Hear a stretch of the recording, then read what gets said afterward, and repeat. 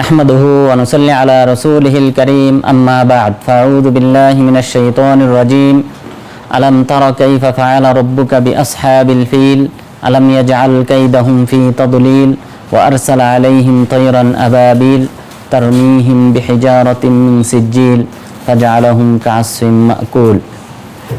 প্রিয় দিনী ভাইরা, আমরা এখন যে মাসে পদার্পণ করেছি সেই মাসটি হলো রবিউল আউয়াল মাস।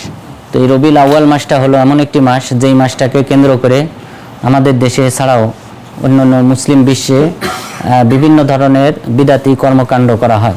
তো সেই দৃষ্টিকোণ থেকে আমরা আজকে রাসূল সাল্লাল্লাহু আলাইহি ওয়াসাল্লামের যেই সঠিক জন্ম তারিখ রয়েছে, তিনি কোন তারিখে জন্মগ্রহণ করেছিলেন, কোন মাসে জন্মগ্রহণ করেছিলেন, কোন বছর জন্মগ্রহণ করেছিলেন, এই সম্পর্কে ইনশাআল্লাহ আমরা একটা সম্যক ধারণা নেব। পাশাপাশি এই দিবসকে কেন্দ্র করে যে ঈদে মিলাদুন্নবী উদযাপন করা হয়, ঔরস পালন করা হয়, এই যে বিদাতি কর্মকাণ্ড করা হয়, তো এটা শরীয়তের দৃষ্টিতে কতটুকু শরীয়ত সম্মত সেই বিষয়টাও ইনশাআল্লাহ আমরা লক্ষ্য করব। তো প্রথম যে পয়েন্ট, রাসূল সাল্লাল্লাহু আলাইহি ওয়াসাল্লামের জন্মগ্রহণ। রাসূল সাল্লাল্লাহু আলাইহি ওয়াসাল্লাম জন্মগ্রহণ করেছিলেন শ্রেষ্ঠ যুগে। আল্লাহ তাআলা যেই যুগে ওনাকে পাঠিয়েছিলেন, যেই শতাব্দীতে তাকে পাঠিয়েছিলেন, সেই শতাব্দীটা ছিল সবচেয়ে শ্রেষ্ঠ। মহান রব্বুল আলামিন বলেন, আল্লাহু আ'লামু হাইথু ইয়াজআলু রিসালাতা। আল্লাহ তাআলাই ভালো জানেন যে কাকে তিনি রিসালত দান করবেন, কোন সময়ে তিনি রিসালত দান করবেন, কোন পরিস্থিতিতে তিনি রিসালত দান করবেন তথা ওহী পাঠাবেন, এটা আল্লাহ তাআলা ভালো জানেন। মক্কার মুশরিকদের প্রতি উত্তরে এবং ইহুদিদের প্রতি উত্তরে আল্লাহ তাআলা এই আয়াত অবতীর্ণ করেছেন যে রাসূল সাল্লাল্লাহু আলাইহি ওয়াসাল্লামকে যে নবুয়ত দেওয়া হয়েছে এটা কোন সময় দিতে হবে, কার উপর দিতে হবে, সেটা আমি সবচেয়ে বেশি ভালো জানি। তো রাসূল সাল্লাল্লাহু আলাইহি ওয়াসাল্লাম বলেন, খয়রুল কুরুনি করনি। এরপর তিনি আরও বলেছেন, বুইস্তু মিন খয়রি কুরুনি করনি মিন বানি আদম করনান ফাকরনা হাত্তা কুনতু ফিল কর্নিল্লাযী কুনতু ফি। যে আমাকে যেই যুগে পাঠানো হয়েছে, যেই শতাব্দীতে পাঠানো হয়েছে, সেটাই হলো সবচেয়ে শ্রেষ্ঠ শতাব্দী। আমাকে যেই শতাব্দীতে পাঠানো হয়েছে সেটাই হলো আদম সন্তানদের মধ্য থেকে সবচেয়ে শ্রেষ্ঠ শতাব্দী, আর ওই শতাব্দীতেই আমি প্রেরিত হয়েছি। অর্থাৎ আল্লাহ তাআলা ইতিপূর্বে আরও অনেক নবীকে পাঠিয়েছেন, কিন্তু আমাকে যেই সময়টাতে পাঠিয়েছেন সেই সময়টা ছিল, সেই শতাব্দীটা ছিল সবচেয়ে শ্রেষ্ঠ শতাব্দী। এরপর রাসূল সাল্লাল্লাহু আলাইহি ওয়াসাল্লাম কোন বছর জন্মগ্রহণ করেছেন এই সম্পর্কে আব্দুল্লাহ ইবনে আব্বাস রাদিয়াল্লাহু আনহু বলেন, ওয়ালিদান নবিয়্যু সাল্লাল্লাহু আলাইহি ওয়াসাল্লাম আমাল ফিল। রাসূল সাল্লাল্লাহু আলাইহি ওয়াসাল্লাম তিনি হস্তি বাহিনীর বছরে জন্মগ্রহণ করেছেন। হস্তি বাহিনী যেই বছর কাবা ঘরে আক্রমণ করে, অর্থাৎ আব্রাহার নেতৃত্বে ইয়ামান থেকে যে 18টি হস্তি বাহিনী ছুটে এসেছিল, 18টি হাতি, এবং এদের মধ্যে প্রধান হাতি ছিল মাহমুদ নামে। এই হস্তি বাহিনী যে কাবা ঘরে আক্রমণ করে যেই বছর, সেই বছর রাসূল সাল্লাল্লাহু আলাইহি ওয়াসাল্লাম জন্মগ্রহণ করেছেন। কয়েস বিন মাখরামা রাদিয়াল্লাহু আনহু তিনি বলেন, বুলিদতু আনা ওয়া রাসূলুল্লাহি সাল্লাল্লাহু আলাইহি ওয়াসাল্লাম আমাল ফিল ফানাহনু লিদান ওয়ালিদনা মাউলিদা ওয়াহিদা। যে আমি এবং আল্লাহর রাসূল আমরা একই বছর জন্মগ্রহণ করেছি, আর সেটা হলো হস্তি বাহিনীর বছর, আর আমরা দুইজন হলাম সমবয়সী।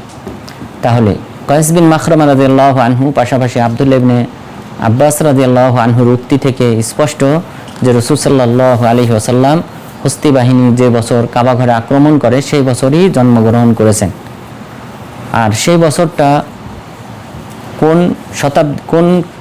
কত খ্রিস্টাব্দে এই সম্পর্কে আধুনিক যুগের যে সকল জ্যোতির্বিদগণ রয়েছেন তারা একমত পোষণ করেছেন যে সেটা ছিল 20 এপ্রিল 571 খ্রিস্টাব্দ। 20 এপ্রিল 571 খ্রিস্টাব্দে রাসূল সাল্লাল্লাহু আলাইহি ওয়াসাল্লাম জন্মগ্রহণ করেছিলেন, এবং ওই বছর কাবা ঘরের উপর আব্রাহা আক্রমণ করেছিল। এবং আয়েশা রাদিয়াল্লাহু আনহা তিনি বলেছেন, রাআইতু কাইদাল ফিল ওয়া সাইসাহু আমায়াইনি মুকআদাইন ইয়াস্তাতিমানি বিমাক্কা। আমি ওই হস্তি বাহিনীর মধ্য থেকে দুইজন ব্যক্তি যারা একজন হাতিকে পরিচালনা করতেছিল এবং আরেকজন যিনি ছিলেন হাতির মাহুত, অর্থাৎ যে হাতিকে দৈনন্দিন খাবার দেয়, এই দুইজন ব্যক্তিকে আমি মক্কাতে দেখেছি অন্ধ অবস্থায়, এবং তারা মক্কার অলিগলিতে মানুষের কাছে খাবার কামনা করতেছে, খাবার চাইতে আমি তাদেরকে দেখেছি। অর্থাৎ এই বিষয়টা ওই সময় হস্তি বাহিনীর এই ঘটনাটা এটা ছিল একটা প্রসিদ্ধ ঘটনা, এবং আরবরা এই বিষয়টা দীর্ঘদিন পর্যন্ত মনে রেখেছে, এবং ওই বছরেই রাসূল সাল্লাল্লাহু আলাইহি ওয়াসাল্লামের জন্ম হয়েছিল। এবং হস্তি বাহিনীর ঘটনা সম্পর্কে মহান রব্বুল আলামিন সূরা ফিল অবতীর্ণ করেছেন, আলাম তারা কাইফা ফাআলা রাব্বুকা বিআসহাবিল ফিল, আপনি কি দেখেন না যে আল্লাহ তাআলা হস্তি বাহিনীর সাথে কিরূপ আচরণ করেছিলেন।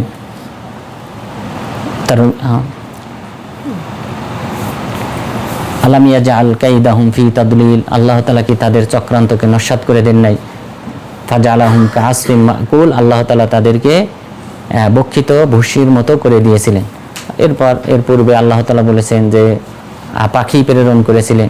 তো এই ঘটনাটা মূলত ঘটেছিল আমরা যে মুজদালিফা থেকে যখন আমরা মিনাতে রওনা দেই, ওখানে মাঝখানে বাতনে মহাসার, এই বাতনে মহাসারে এখানেই এই ঘটনা ঘটেছিল। এই পর্যন্ত যখন হস্তি বাহিনী পৌঁছায় তখন তাদের উপর আল্লাহ তাআলা পাখি প্রেরণ করেন, এবং প্রতিটি পাখির পায়ে এবং মুখে মোট 3টি করে পাথর ছিল, সেই পাথরগুলি তারা নিক্ষেপ করে। তো এই বাতনে মহাসার থেকেই রাসূল সাল্লাল্লাহু আলাইহি ওয়াসাল্লাম 10 তারিখে যে কঙ্কর নিক্ষেপ করতে হয় মিনাতে, সেই কঙ্করটা এখান থেকেই তিনি তুলে নিতেন, এই বাতনে মহাসার থেকে। তো তাহলে আমরা প্রথমে জানলাম যে রাসূল সাল্লাল্লাহু আলাইহি ওয়াসাল্লাম যে শতাব্দীতে এসেছিলেন সেটা ছিল শ্রেষ্ঠ শতাব্দী। এরপর তিনি যে বছর জন্মগ্রহণ করেছিলেন সেটা হলো হস্তি বাহিনী যে বছর মক্কার উপর আক্রমণ করে সেই বছরেই তিনি জন্মগ্রহণ করেছিলেন। এরপর কোন মাসে তিনি জন্মগ্রহণ করেছেন এই সম্পর্কে কোনো সহি রেওয়ায়াত বর্ণিত হয়নি। কোন মাসে তিনি জন্মগ্রহণ করেছেন এই মর্মে কোনো রেওয়ায়াত বর্ণিত হয় নাই। মোট 6টি মাসের কথা ঐতিহাসিকগণ উল্লেখ করেছেন, মোট 6টি মাস। যে তিনি কোন মাসে জন্মগ্রহণ করেছেন এই মর্মে মোট 6টি মাসের নাম উল্লেখ করেছেন ইতিহাসবিদগণ। প্রথম মাস হলো রবিউল আউয়াল, এবং এই সম্পর্কেই অধিকাংশ আলেমগণ মতামত দিয়েছেন। ইবনুল জাওজি রাহিমাহুল্লাহ, এরপর পাশাপাশি ইমাম নববী রাহিমাহুল্লাহ, তারা বলেছেন যে রবিউল আউয়াল মাসে জন্মগ্রহণ করেছেন। দ্বিতীয় মতামত হলো রবিউল সানি মাসে জন্মগ্রহণ করেছেন। এই সম্পর্কে মুহাম্মদ বিন ইউসুফ আস-সালিহি রাহিমাহুল্লাহ তিনি তার ইতিহাসের কিতাবে উল্লেখ করেছেন যে আলেমগণ বলেছেন রবিউল সানি মাসে জন্মগ্রহণ করেছেন। এরপর তৃতীয় মতামত হলো যে রজব মাসে তিনি জন্মগ্রহণ করেছেন।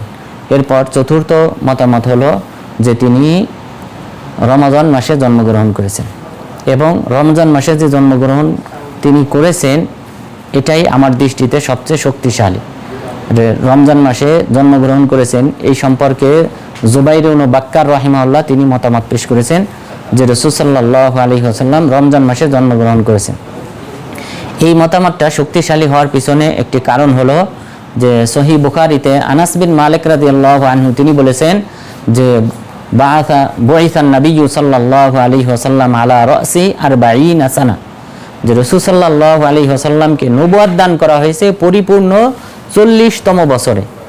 তাহলে এটা খেয়াল করেন যে পরিপূর্ণ 40 বছর যখন তিনি পূর্ণ করেন সেই 40 বছরে তাকে নবুয়ত দেওয়া হয়েছে। তো 40 বছর পূর্ণ হলে যদি তিনি নবুয়ত পান, 40 বছর তো পূর্ণ হবে তখন যখন তিনি রমজান মাসে জন্মগ্রহণ করবেন, যেহেতু আল্লাহ তাআলা কোরআন অবতীর্ণ করেছেন রমজান মাসে। শাহরু রমাদান আল্লাযী উনজিলা ফীহিল কুরআন, রমজান মাস যেই মাসে কোরআন অবতীর্ণ করা হয়েছে।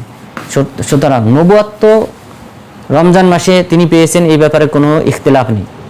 আর আনাস বিন মালিক রাদিয়াল্লাহু আনহু যে উক্তি করলেন যে পরিপূর্ণ 40তম বছরে আল্লাহ তাআলা তাকে নবুয়ত দিয়েছেন, তো 40তম বছর তো পূর্ণ হবে যদি রমজান মাসে তিনি জন্মগ্রহণ করেন।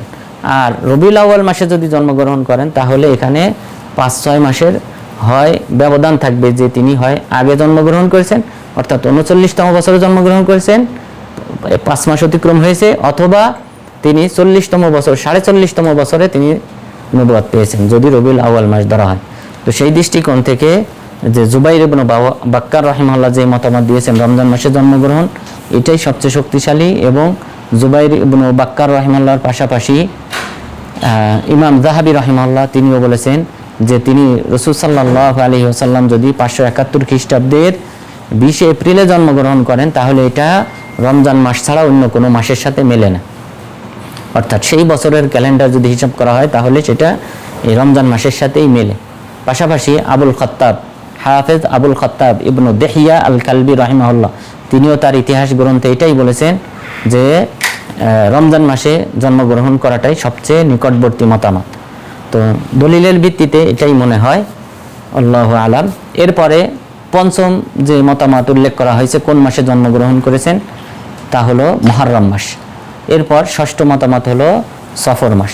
এই মোট 6টি মাসের ব্যাপারে ইতিহাসবিদগণ ইখতিলাফ করেছেন, তাদের মতামত উল্লেখ করেছেন যে রাসূল সাল্লাল্লাহু আলাইহি ওয়াসাল্লাম রবিউল আউয়ালে জন্মগ্রহণ করেছেন, অথবা রবিউল সানিতে, অথবা তিনি রজব মাসে জন্মগ্রহণ করেছেন, অথবা রমজান মাসে, অথবা মুহররম মাসে, অথবা সফর মাসে। এই 6টি মতামত উল্লেখ করেছেন মাসের ব্যাপারে। আর কোন তারিখে তিনি জন্মগ্রহণ করেছেন, কোন মাসের কোন তারিখে, এই মর্মে মোট 19টি মতামত রয়েছে। অর্থাৎ যেহেতু স্পষ্ট কোনো সহিহ সনদে বর্ণিত হয় নাই কোন মাসের কোন তারিখে জন্মগ্রহণ করেছেন, সুতরাং আলেমগণ মোট 19টি মতামত পেশ করেছেন। রবিউল আউয়ালের ব্যাপারে মোট 11টি মতামত রয়েছে। রবিউল আউয়ালের ব্যাপারে আলেমগণ বলেছেন, কেউ বলেছেন যে তিনি প্রথম সোমবারে, রবিউল আউয়ালের প্রথম সোমবারে জন্মগ্রহণ করেছেন। তো রবিউল আউয়াল মাস যদি প্রথম সোমবার থেকে যদি শুরু হয় তার মানে 1 তারিখে, এখানে তাহলে 7টা তারিখের যে কোনো 7 তারিখের যে কোনো 1 তারিখ হতে পারে।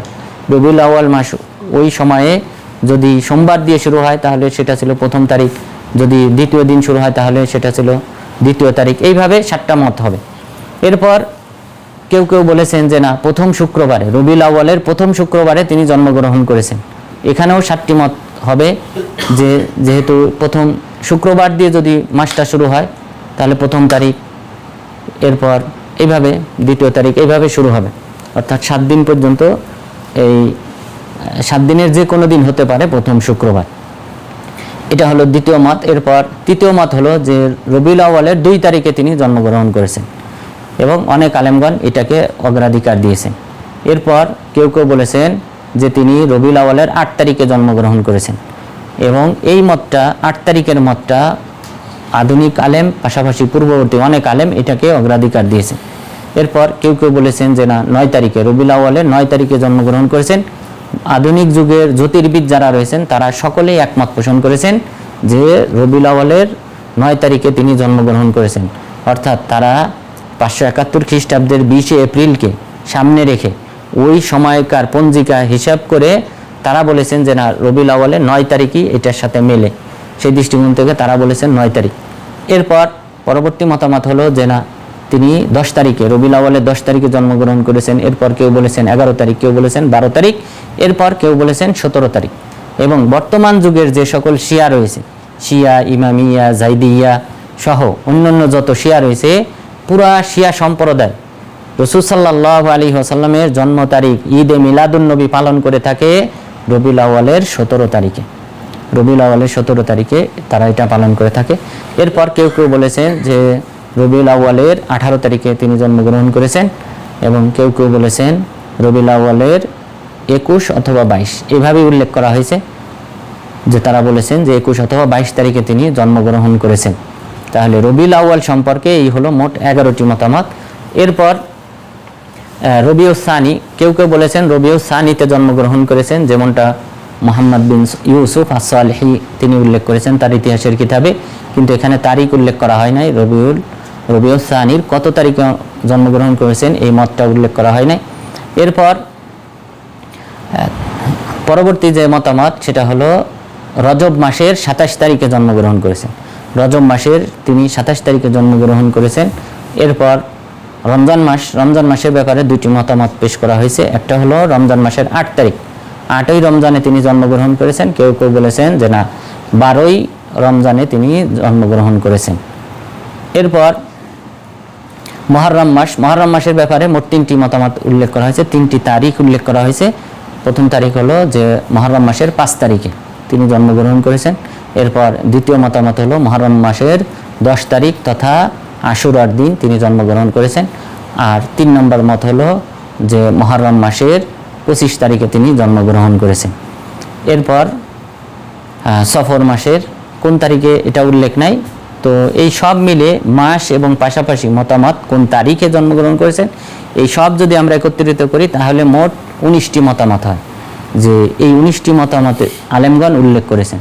সুতরাং নির্দিষ্ট করে কোনো আলেমগণ বলতে পারেন নাই যে রাসূল সাল্লাল্লাহু আলাইহি ওয়াসাল্লাম কোন মাসের কত তারিখে জন্মগ্রহণ করেছেন। তবে দলিলের ভিত্তিতে যেটা বললাম যে রমজান মাসের যে কোনো তারিখে হতে পারে, রমজান মাসের যে কোনো তারিখে হতে পারে যে তিনি জন্মগ্রহণ করেছেন, যেটা আনাস বিন মালিক রাদিয়াল্লাহু আনহুর উক্তি থেকে বোঝা যায়। এরপর রাসূল সাল্লাল্লাহু আলাইহি ওয়াসাল্লাম কোন দিনে জন্মগ্রহণ করেছেন এই সম্পর্কে স্পষ্ট দলিল রয়েছে। সেটা হলো আবু কাতাদা রাদিয়াল্লাহু আনহু, তিনি বলেন যে রাসূল সাল্লাল্লাহু আলাইহি ওয়াসাল্লামকে জিজ্ঞাসা করা হলো আন সাওমি ইয়াউমিল ইসনাইন, যে আল্লাহ রাসূল আপনি সোমবারে সিয়াম পালন করেন, কারণ কি?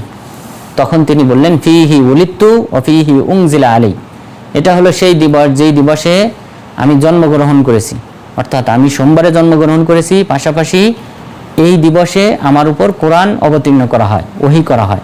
তাহলে রমজান মাসের সোমবারে রাসূল সাল্লাল্লাহু আলাইহি ওয়াসাল্লামের উপর কোরআন অবতীর্ণ করা হয়। তাহলে এই দলিলগুলা থেকে আমরা মোটামুটি রাসূল সাল্লাল্লাহু আলাইহি ওয়াসাল্লামের জন্মগ্রহণের অনেকগুলা বিষয় জানতে পারলাম। প্রথম বিষয় হলো তিনি যে যুগে এসেছিলেন, শতাব্দীতে এসেছিলেন, সেটা ছিল শ্রেষ্ঠ শতাব্দী। এরপর তিনি যে বছর জন্মগ্রহণ করেন সেটা ছিল হস্তি বাহিনীর বছর। এরপর তিনি কোন দিনে জন্মগ্রহণ করেছেন সেটা হলো সোমবার, কিন্তু কোন মাসের কোন তারিখে জন্মগ্রহণ করেছেন এটা স্পষ্ট না। এখন আমাদের যে আলোচনার যে দ্বিতীয় পয়েন্ট, যে আমরা এতগুলি ইখতিলাফ জানলাম যেখানে রাসূল সাল্লাল্লাহু আলাইহি ওয়াসাল্লামের জন্মগ্রহণের তারিখের ব্যাপারে 19টি মতামত রয়েছে, সেখানে 12ই রবিউল আউয়ালকে কেন্দ্র করে এই ঈদে মিলাদুন নবী উদযাপন করি, এবং ঈদে মিলাদুন নবী উদযাপন করাটা কি শরীয়ত সম্মত কিনা। ঈদে মিলাদুন নবী উদযাপন করা এটা সম্পূর্ণরূপে বিদআত, এটা কোনো ক্রমেই জায়েজ হতে পারে না। কেননা রাসূল সাল্লাল্লাহু আলাইহি ওয়াসাল্লাম তিনি 63 বছর জীবিত ছিলেন, নবুয়তের তিনি 23 বছর পেয়েছিলেন। এটা যদি ভালো কাজ হতো, কল্যাণকর কাজ হতো, তাহলে তিনি অবশ্যই এটা পালন করতেন। কেননা তিনি বলেছেন ইন্নাহু লাম ইয়াকুন নাবিয়্যুন ক্বাবলি ইল্লা কানা আলাইহি হাক্কান আই ইয়াদুল্লা উম্মাতাহু ইয়ালাম ফীহিম খায়রা, যে আমার পূর্বে যত নবী রাসূলগণ অতিক্রম করেছেন প্রত্যেকের উপর আবশ্যক ছিল, আল্লাহ তাআলার পক্ষ থেকে তাদের উপর দায়িত্ব ছিল, ফরজ ছিল যে তারা যদি তাদের উম্মতের জন্য কোনো কল্যাণকর কোনো বিষয় জেনে থাকেন তাহলে তার উম্মতকে জানিয়ে যাওয়া, তাদেরকে শিক্ষা দেওয়া। তো রাসূল সাল্লাল্লাহু আলাইহি ওয়াসাল্লাম যেহেতু আমাদেরকে ঈদ মিলাদুন নবী তথা তার জন্মগ্রহণের দিবসকে কেন্দ্র করে বিভিন্ন অনুষ্ঠান করতে যেহেতু তিনি বলেন নাই, সুতরাং এটা কল্যাণকর কাজ হতে পারে না। এবং কোনো সাহাবাগণ পরবর্তীতে তিনি মারা যাওয়ার পর তারা এই দিবসকে কেন্দ্র করে কোনো রকম আলোচনা সভা, এরপর অনুষ্ঠান, খাওয়া দাওয়ার ব্যবস্থা করা, সিরাত নিয়ে আলোচনা করা, এই জাতীয় কোনো কিছু তারা করেন নাই।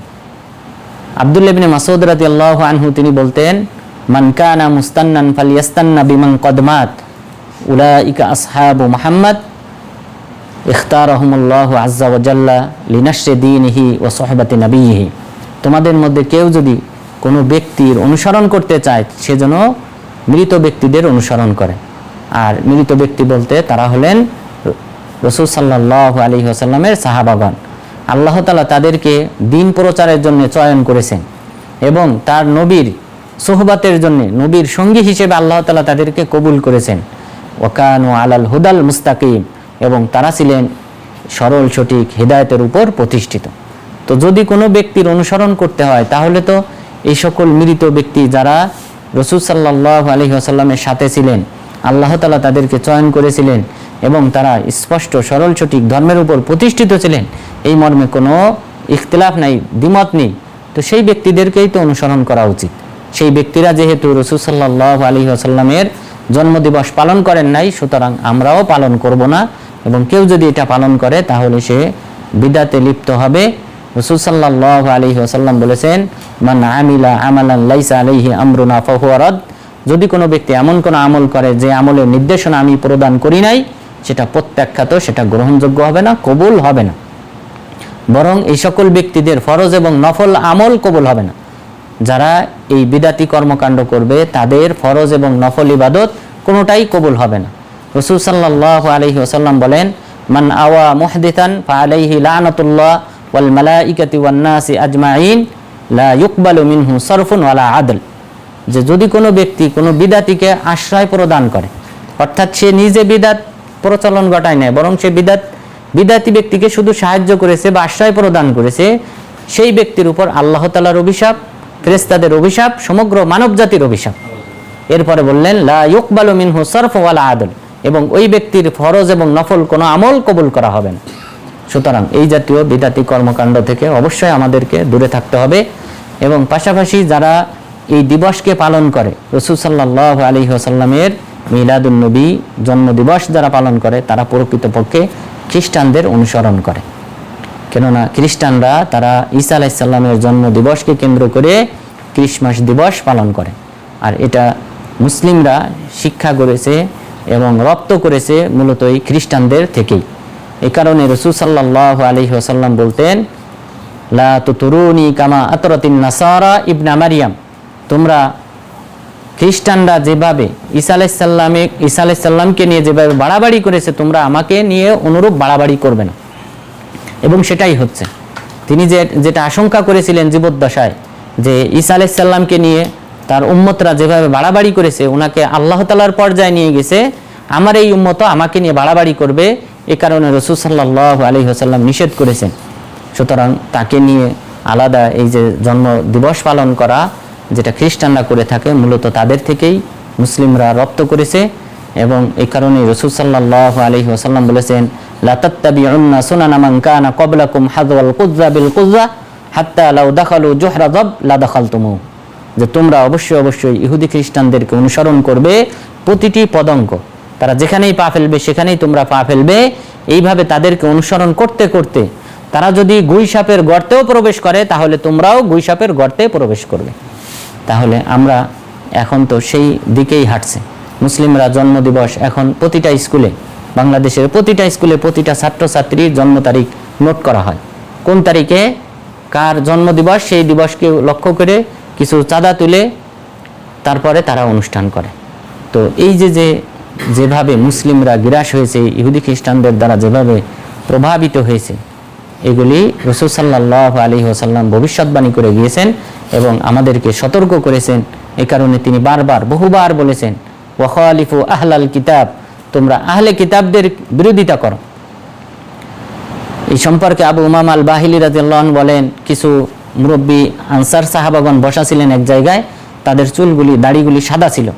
তখন তিনি আসলেন তাদের কাছে, আসার পর বললেন, খম্মিরু ওয়া সফিরু ওয়া খালিফু আহলাল কিতাব, তোমরা তোমাদের দাড়িকে লাল রঙে রঞ্জিত করো অথবা হলুদ রঙে রঞ্জিত করো এবং আহলে কিতাব ইহুদি খ্রিস্টানদের বিরোধিতা করো। এরপর ওই সাহাবাগণ আরো অনেকগুলো প্রশ্ন করেছিলেন, প্রতিটা প্রশ্নের শেষে আল্লাহ রাসূল বললেন তাদের বিরোধিতা করো। সুতরাং ইহুদি খ্রিস্টানদের বিরোধিতা আমাদেরকে করতে হবে, আমরা তাদের অনুসারী হতে পারি না, আমরা তাদের পাইরবি তথা অনুসরণকারী হতে পারি না। এই সম্পর্কে আরও বেশ কিছু দলিল রয়েছে। এরপর এই যে প্রকৃতপক্ষে মুসলিমরা যে এই রাসূল সাল্লাল্লাহু আলাইহি ওয়াসাল্লামের জন্ম তারিখ পালন করে, এটা তো কোনো সাহাবী পালন করেন নাই, তাবি কোনো পালন করেন নাই।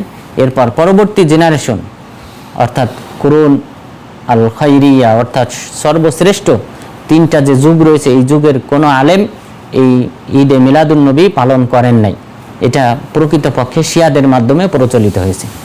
শিয়াদের মধ্যে 363 হিজরিতে মিশরের যে ফাতেমি যে খলিফা ছিল আল মুইজলি দীনিল্লাহ, সেই সর্বপ্রথম এই ঈদে মিলাদুন নবীর প্রচলন ঘটায় মিশরে 363 খ্রিস্টাব্দে।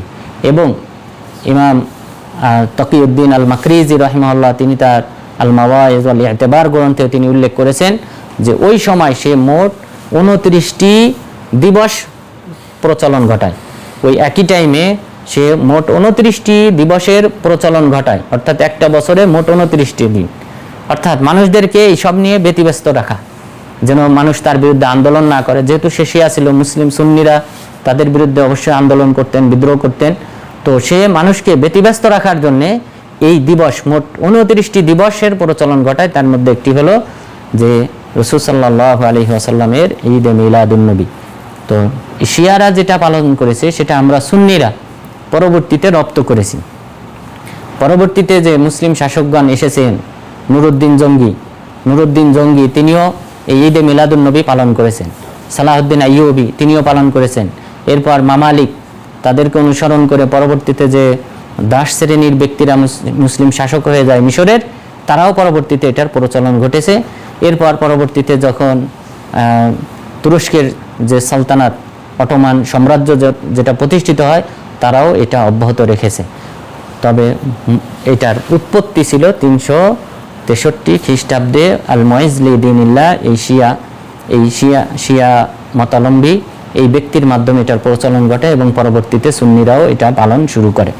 সুতরাং যেই কাজটি মূলত খ্রিস্টানদেরকে দেখে মুসলিমরা রপ্ত করেছে এবং শিয়াদেরকে দেখে রপ্ত করেছে সুন্নিরা, সেটা অবশ্যই পালন করা অবশ্যই গর্হিত কাজ। কারণ শিয়া সম্প্রদায় হলো এমন সম্প্রদায় যাদের উপর আল্লাহ তাআলার অভিশাপ। রাসূল সাল্লাল্লাহু আলাইহি ওয়াসাল্লাম বলেছেন, মান সাব্বা আসহাবি ফাআলাইহি লানাতুল্লাহি ওয়াল মালাইকাতি ওয়ান নাসি আজমাইন, যে আমার সাহাবাদেরকে গালি দেয় তার উপর আল্লাহ তাআলার অভিশাপ, ফেরেশতাদের অভিশাপ, সমগ্র মানব জাতির অভিশাপ। তো এই অভিশপ্ত সম্প্রদায়ের প্রচলিত একটা বিধান আমরা সুন্নিরা কিভাবে পালন করি, অবশ্যই এটা আমাদেরকে বর্জন করতে হবে। এই যে গর্হিত কাজ এবং এই দিবসকে কেন্দ্র করে এই যে ওরস করা হয় এবং শিরকি বিদাতি কর্মকাণ্ড, নানান ধরনের কর্মকাণ্ড এখানে প্রচলন করা হয়, সুতরাং এগুলি আমাদেরকে অবশ্যই বর্জন করতে হবে। তো আল্লাহ তাআলা যেন আমাদের সবাইকে এই 12ই রবিউল আউয়ালকে কেন্দ্র করে যে বিদাতি কর্মকাণ্ড করা হয়, ঈদে মিলাদুন্নবী পালন করা হয়, এটা থেকে বিরত থাকার তৌফিক দান করেন এবং সুন্নতকে আঁকড়ে ধরার তৌফিক দান করেন। আল্লাহ তাআলা সন্তুষ্টি অর্জন করার তৌফিক দান করেন এবং আল্লাহ তাআলা যেন আমাদের পাপসমূহকে যেন ক্ষমা করেন এবং জান্নাতুল ফিরদাউসের অধিবাসী হওয়ার তৌফিক দান করেন। আমিন। ওয়া সাল্লাল্লাহু আলা নবিয়িনা মুহাম্মদ ওয়া আলা আলিহি ওয়া সাহবিহি আজমাইন।